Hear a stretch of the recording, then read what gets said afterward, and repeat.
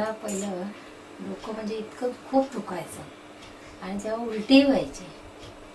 म्हणजे इतकं दुखायचं की पूर्ण टाळू वगैरे ठणके मारायचे अक्षरशः. म्हणजे बाम लावून बांधून वगैरे ठेवायचे पूर्ण डोकं.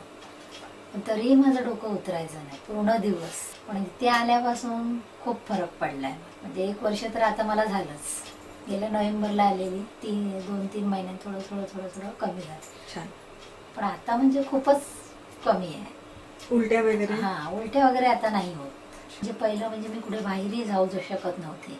कुठे बाहेर फिरायला गेले, कुठे लग्न समारंभाला गेले, कुठेही जाऊ दे, म्हणजे असं स्पीकर वगैरे आवाज वगैरे असं ऐकलं ना का डोकं खूप दुखायचं आली की घरी. पण आता तसं मला होत नाही. आता खूप फरक पडला त्याच्यातून. म्हणजे आता मी गेली ना तरी मी संध्याकाळी आली तरी माझं डोकं वगैरे असं दुखत नाही. छान. कुठे बाहेर गेली तर म्हणजे पहिलं म्हणजे कुठे बाहेर गेली ना तर मी जाऊ शकत नव्हते. आली की डोकं धरून बसली, एवढा त्रास व्हायचा. पण आता इथे म्हणजे औषध घेतल्यापासून खूप फरक आहे. 100 किती टक्के तुम्हाला आराम आहे? 80% तर आहेच आहे.